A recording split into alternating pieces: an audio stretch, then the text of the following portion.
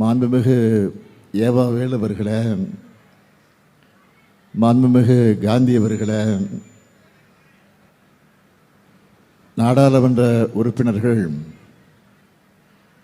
திராவிட ஆழ்வார் ஜெகத்ரட்சகன் அவர்களே, தம்பி அண்ணாதுரை அவர்களே, தம்பி கதிர் ஆனந்த் அவர்களே, சட்டமன்ற உறுப்பினர்கள்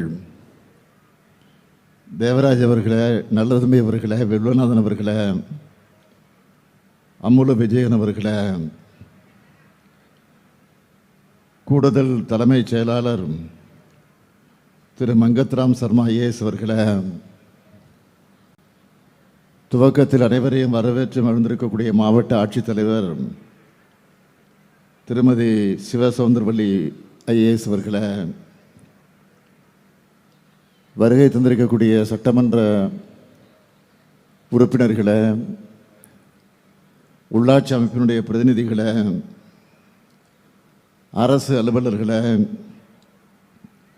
பல்வேறு நலத்திட்ட உதவிகளை பெறுவதற்காக வருகை தந்திருக்கக்கூடிய பயனாளிகளே, என்னுடைய பேரன்பிற்குரிய மகளிர் சுய உதவிக் குழுவை சார்ந்திருக்கக்கூடிய தாய்மார்களே, சகோதரிகளே, பத்திரிகை மற்றும் ஊடகத்துறை சார்ந்த நண்பர்களே, உங்கள் அனைவருக்கும் என்னுடைய அன்பான வணக்கம். எழில் கொஞ்சும் ஏலகிரி, ஜவ்வாது மலை, நிலம் நனைக்கும் செய்யாறு, ஆரணியாறு, ஒரு பக்கம் சந்தன மணக்கும் காடுகள், இன்னொரு பக்கம் பசியை தூண்டக்கூடிய ஆம்பூர் பிரியாணி, இப்படி இத்தனை சிறப்புகளுக்கும் பெயர் போன மாவட்டம்தான் இந்த திருப்பத்தூர் மாவட்டம். இத்தகைய சிறப்புக்குரிய மாவட்டத்தில் உங்களுடைய அன்பை நான் ஏற்றுக்கொண்டு இந்த சிறப்பான நிகழ்ச்சிகளை பங்கெடுப்பதில் நான் மிகுந்த மகிழ்ச்சி அடைகிறேன். தோல் தொழிற்சாலைகளின் ஏற்றுமதி மூலமாக வருவாயும் ஈட்டி வேலை வாய்ப்பும் அளிக்கக்கூடிய இந்த திருப்பத்தூர் மாவட்டத்தில் நலத்திட்ட உதவிகளை வழங்கி நிறைவேற்ற பணிகளை திறந்து வச்சு புதிய பணிகளுக்கான அடிக்கல் நாட்டு விழாவாக, ஒரு மாபெரும் விழாவாக இது நடந்து கொண்டிருக்கிறது. நேற்று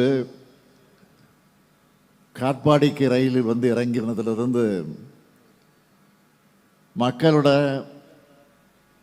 அதாவது உங்களோட வரவேற்பில் மனம் நிறைஞ்சிருக்கேன். நம்முடைய மூத்த அமைச்சர் அண்ணன் துரைமுருகன் அவர்கள் இந்த ஒருங்கிணைந்த வேலூர் மாவட்டத்துடைய தலைகர்த்தர், அவர் நிகழ்ச்சியோடு சொன்னார், இதுவரைக்கும் இந்த அளவுக்கு கூட்டத்தை நான் பார்த்ததே இல்லை. நம்ம அரசு செஞ்சிருக்கிற மாதிரி திட்டங்கள் இதுவரைக்கும் தமிழ்நாட்டில், தமிழக வரலாற்றில் நடைபெற்றதில்லைன்னு பெருமையோடு சொன்னார். அந்த அளவுக்கு திட்டங்களை செஞ்சிருக்கோம், செஞ்சிட்டு இருக்கோம், தொடர்ந்து செஞ்சுக்கிட்டே இருப்போம். அதனால தான் நீங்கள் அன்பை வாரி வழங்கி கொண்டிருக்கிறீங்க. நேற்று மாலை 5 மணிக்கு வேலூரிலிருந்து நாங்கள் திருப்பத்தூருக்கு புறப்பட்டோம். இந்த திருப்பத்தூர் வந்து சேருவதற்கு 6 மணி நேரம் ஆச்சு. 5 மணிக்கு எங்களுடைய பயணம் தொடங்கி 11 மணிக்கு திருப்பத்தூரில் வந்து நாங்கள் முடிவடைய பயணத்தை முடித்தோம். அந்த அளவுக்கு சாலையின் இருமருங்கிலும் கூட்டம். கழகத்தோழர்கள் தரக்கூடிய வரவேற்பு ஒரு பக்கம், அதையும் தாண்டி பொதுமக்கள், இளைஞர்கள், தாய்மார்கள், மாணவர்கள், மாணவியர்கள் விவசாயிகள், தொழிலாளிகள், இப்படி பல்வேறு தரப்பட்ட மக்கள் தந்த வரவேற்பு. இந்த வரவேற்பை பார்க்கிற போது நான் கொஞ்சம் இருமாப்போடு பெருமையோடு தெரிவிக்க விரும்புவது என்னவென்று கேட்டால், 2026 மட்டும் இல்லை, அது 31 இருந்தாலும் 36 இருந்தாலும் என்றைக்கும் நாம் தான் இந்த நாட்டை ஆளப்போகிறோம் என்பதற்கு அடையாளமாக மக்கள் தந்திருக்கக்கூடிய வரவேற்பு எடுத்து காட்டியிருக்கிறது. குறிப்பாக இந்த மாவட்டத்துடைய பொறுப்பு அமைச்சர் நம்முடைய கலைஞர் தான் அடிக்கடி சொல்லுவார், எதிலும் வல்லவரான ஏவாவேல் என்று. அவர் சிறப்பாக ஒருங்கிணைச்சு இந்த நிகழ்ச்சியை உருவாக்கி இருக்கிறார். அவர் திருவண்ணாமலை மாவட்டமாக இருந்தாலும், ஆனால் அதே நேரத்தில் எங்கும் வல்லவராக, எப்பொழுதும் வல்லவராக இருப்பவர் தான் அவர். அதனால தான் திருப்பத்தூர் மாவட்டத்திற்கு நாங்கள் பொறுப்பாளராக தலைமை கழகத்தின் சார்பில் நியமிச்சிருக்கிறோம். தன்னுடைய பொறுப்பில் இருக்கக்கூடிய துறையை மட்டுமல்ல, பொறுப்பு மாவட்டத்தையும் சிறப்பாக வளர்த்தெடுத்திருக்கிறார் அமைச்சர் வேலு அவர்கள். அதேபோல் அவருக்கு துணை நிற்கக்கூடிய இந்த மாவட்ட மக்கள் பிரதிநிதிகளுக்கும் என்னுடைய மனமார்ந்த வாழ்த்துக்களையும் பாராட்டுக்களையும் நான் தெரிவித்துக் கொள்ள விரும்புகிறேன். அதேபோல் மாவட்ட ஆட்சித்தலைவர் சிவசவுந்தரவல்லி அவர்கள் மிக சிறப்பாக செயல்பட்டு இந்த விழா சிறப்பாக நடைபெற காரணமாக இருந்திருக்கிறார். அவருக்கு துணை நிற்கக்கூடிய மாவட்டத்தை சார்ந்திருக்கக்கூடிய அரசு அலுவலர்களுக்கு என்னுடைய நெஞ்சார்ந்த பாராட்டுக்களையும் வாழ்த்துக்களையும் நான் தெரிவிக்க விரும்புகிறேன். இன்று நாம் பெருமையோடும் மகிழ்ச்சியோடும் இந்த விழாவில் பங்கேற்றிருக்கிறோம் என்று சொன்னால், தமிழ்நாட்டின் நலன் மேல அக்கறை இல்லாத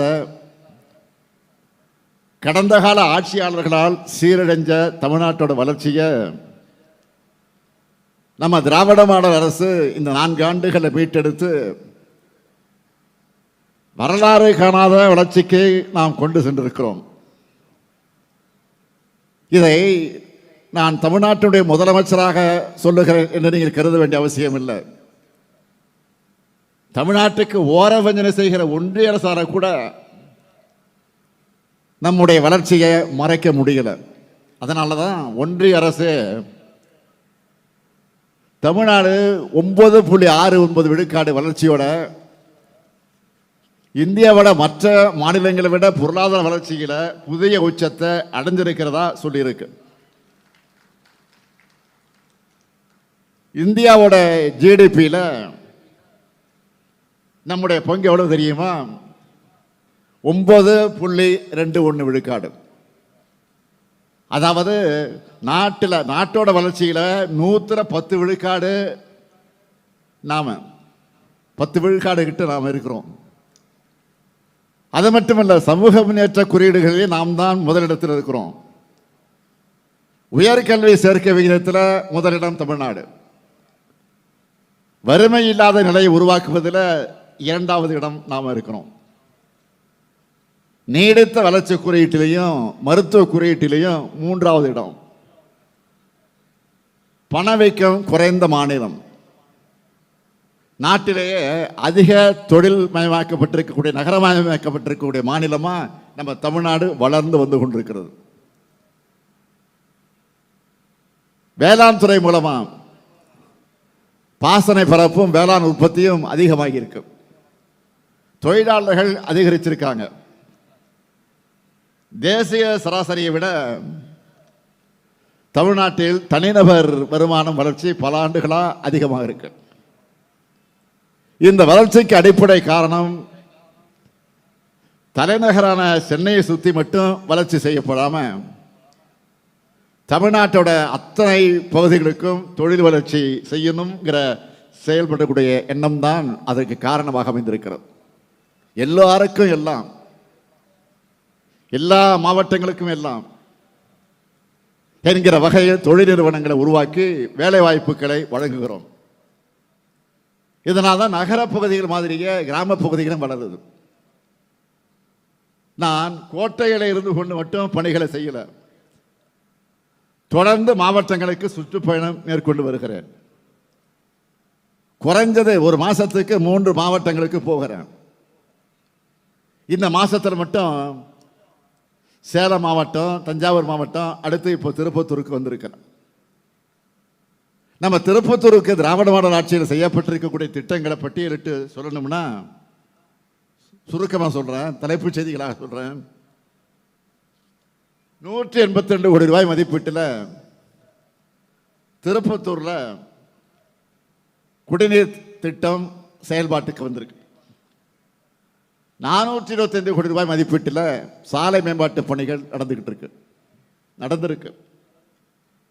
14 பாலங்கள் கட்டப்பட்டிருக்கு. பள்ளிக்கூடங்கள்ல 114 அறிவியல் ஆய்வகங்களை அமைச்சிருக்கிறோம். பள்ளிகளை மேம்படுத்த 489 பணிகள் நடந்திருக்கு. அனைத்து கிராம அண்ணா மறுவழி திட்டத்தில் 100 கோடி ரூபாய் மதிப்பில் 1536 உள்கட்டமைப்பு பணிகள் நடந்திருக்கு. 211 கோயில்களுக்கு குடமுழுக்கை நடத்தி இருக்கிறோம்.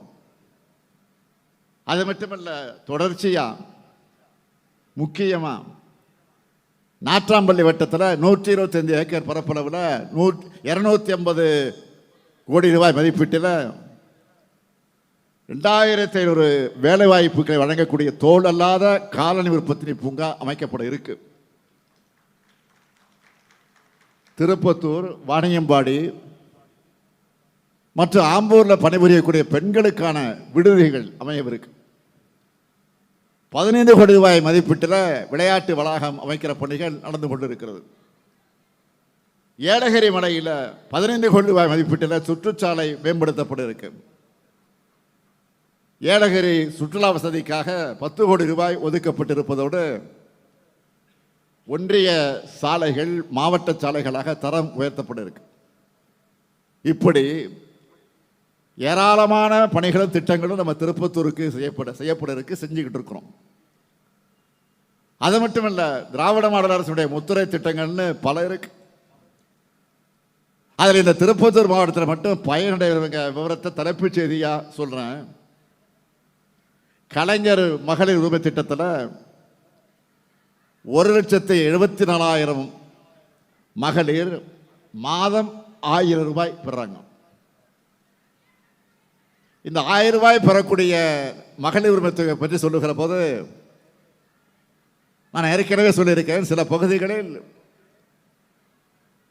அது கிடைக்காத விடுபட்டு இருக்கக்கூடிய நிலை இருந்து கொண்டிருக்கிறது என்பதை எல்லோருக்கும் தெரியும்.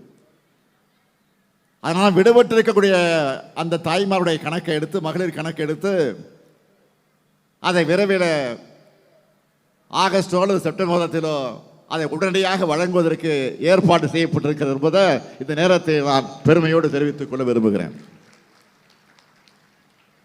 அதேவேளை முதலமைச்சருடைய காலை உணவு திட்டத்தில் 42,000 மாணவர்கள் சத்தான உணவை சூடா சுவையா சாப்பிட்றாங்க. 7,000 மாணவிகளுக்கு புதுமை பெண் திட்டத்தில் மாதந்தோறும் 1000 ரூபாய் வழங்கப்படுகிறது. 5,000 மாணவர்களுக்கு தமிழ் புதன் திட்டத்தில் மாதந்தோறும் 1000 ரூபாய் வழங்கப்படுகிறது. மக்களை தேடி மருத்துவ திட்டத்தில் 4,41,000 பேர் பயனடைந்து கொண்டிருக்காங்க. 20,000 பேருக்கு நகைக்கடன் தள்ளுபடி செய்யப்பட்டிருக்கு. கலைஞரின் அனைத்து கிராம ஒருங்கிணைந்த வளர்ச்சி திட்டத்தின் கீழ் 94,000 விவசாயிகள் பயனடைந்திருக்காங்க. 3,45,000 பெண்களுக்கு சுய உதவி கடனாக 1,754 கோடி ரூபாய் தரப்பட்டிருக்கு. 7,000 பேருக்கு வீடு தரப்பட்டுள்ளது. 1,041 குழந்தைகளுக்கு பெண் குழந்தைகள் பாதுகாப்பு திட்ட நிதி வழங்கப்பட்டிருக்கு. 30,000 கர்ப்பிணி பெண்களுக்கு நிதி உதவி வழங்கப்பட்டிருக்கு. 1,036 குழந்தைகளுக்கு ஊட்டச்சத்து வழங்கப்பட்டிருக்கு. 41,000 மாணவ மாணவியருக்கு சைக்கிள் வழங்கப்பட்டிருக்கு. 2,000 மாற்றுத்திறனாளிகளுக்கு தேவையான கருவிகள் வழங்கப்பட்டிருக்கு. அமைப்பு சாரா தொழிலாளர்கள் 88,000 பேர் பல்வேறு நிதி உதவிகளை பெற்றிருக்கிறாங்க. 19 திருநங்கையருக்கு தொழில் தொடங்க உதவி செய்யப்பட்டிருக்கு. 18,000 பழங்குடியினருக்கு எஸ்டி சான்றிதழ் தரப்பட்டிருக்கு. அம்பேத்கர் தொழில் முன்னோடிகள் திட்டத்தில் 56 பேருக்கு மானியத்துடன் கடனுதவி தரப்பட்டிருக்கு. இந்த மாவட்டத்தில் மட்டும் 27,000 பேருக்கு வீட்டுமனை பட்டா வழங்கப்பட்டிருக்கு. இந்த நேரத்தில் நான் பெருமையாக ஒரு செய்தியை சொல்கிறேன். 5 மாதங்களுக்குள்ள தமிழ்நாடு முழுக்க 5 லட்சம் வீட்டுமனை பட்டாக்கள் வழங்கணும்னு வருவாய்த்துறையினருக்கு ஒரு இலக்கை நாங்கள் நிர்ணயித்தோம். ஆனால் இன்று இந்த இலக்கையும் தாண்டி டிசம்பர் 24 இப்போ வரைக்கும் மொத்தம் எவ்வளவு கொடுத்துருக்கோம் தெரியுமா? இது வரைக்கும் 6,91,728 வீட்டுமனை பட்டாக்கள் வழங்கியிருக்கோம். இப்படி ஒவ்வொருத்தருக்கும் பார்த்து பார்த்து திட்டங்களை செஞ்சு தந்துகிட்டு இருக்கிறோம். இன்று காலையில கூட திருப்பத்தூருக்கு என்னென்ன தேவைகள் இருக்குன்னு கேட்டேன். கேட்டுட்டு அறிவிப்பு செய்யாமல் இருக்க முடியுமா? அதனால தான் இந்த மாவட்டத்துக்கான 5 அறிவிப்புகளை இப்போ வெளியிட போறோம். முதலாவது அறிவிப்பு, ஆலங்காயம் ஊராட்சி ஒன்றியத்தில் இருக்கக்கூடிய நெக்னாமலை பகுதியிலே வாழக்கூடிய குழந்தைகளுக்கு பள்ளிக்கு செல்லவும், பொதுமக்கள் மருத்துவ வசதிகள் பெறவும், வேளாண் விற்பனை பொருட்களை விற்பனை செய்யவும் 30 கோடி ரூபாய் செலவில் 7 கிலோமீட்டர் நீளமுள்ள சாலை அமைக்கப்படும். இரண்டாவது அறிவிப்பு, குமாரமங்கலம் பகுதி மக்களுக்கு சீரான மின் விநியோகத்தை உறுதி செய்கிற வகையில் அந்த பகுதியில் 6 கோடி ரூபாய் செலவில் புதிய துணை மின் நிலையம் அமைக்கப்படும். மூணாவது அறிவிப்பு, நல்லகுண்டா பகுதியில் ஏற்கனவே அறிவிக்கப்பட்டுள்ள தோல் அல்லாத காலணி உற்பத்தி பூங்காவை ஒட்டி 5,000 பேருக்கு வேலைவாய்ப்புகள் வழங்குகிற வகையில் 250 ஏக்கர் பரப்பளவில் 200 கோடி ரூபாய் செலவில் புதிய சிப்காட் தொழிற்பூங்கா அமைக்கப்படும். நான்காவது அறிவிப்பு, திருப்பத்தூர் நகரத்தோட மைய பகுதியில் பழைய பேருந்து நிலையம் அமைஞ்சிருக்கக்கூடிய இடத்துல 18 கோடி ரூபாய் செலவில் அடுக்குமாடி வணிக வளாகம் அமைக்கப்படும். ஐந்தாவது அறிவிப்பு, ஆம்பூர் நகர மக்கள் பயன்பெறக்கூடிய வகையில் 1 கோடி ரூபாய் செலவில் புதிய நூலக கட்டடம் கட்டப்படும். நாம அறிவிப்புகளை மட்டும் பண்றதில்ல, அவற்றை விரைந்து செயல்படுத்தி அதையும் ஆய்வு செஞ்சுட்டு இருக்கிறோம், தொடர்ந்து ஆய்வு செஞ்சுட்டு இருக்கிறோம். நேற்று நான் திருப்பத்தூர் வரக்கூடிய வழியில் பூதலூர் ஊராட்சியில் இருக்கக்கூடிய கலைஞர் கனவு இல்லத்தை போய் பார்வையிட்டேன்.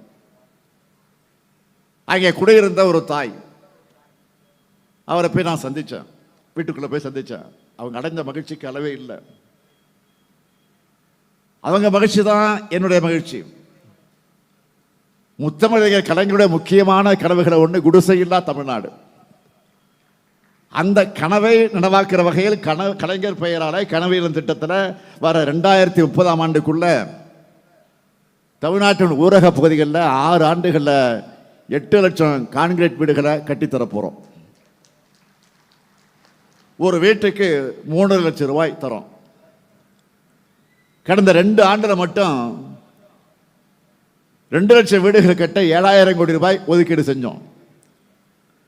அதில் 90,000 வீடுகள் கட்டி முடிச்சிட்டோம்.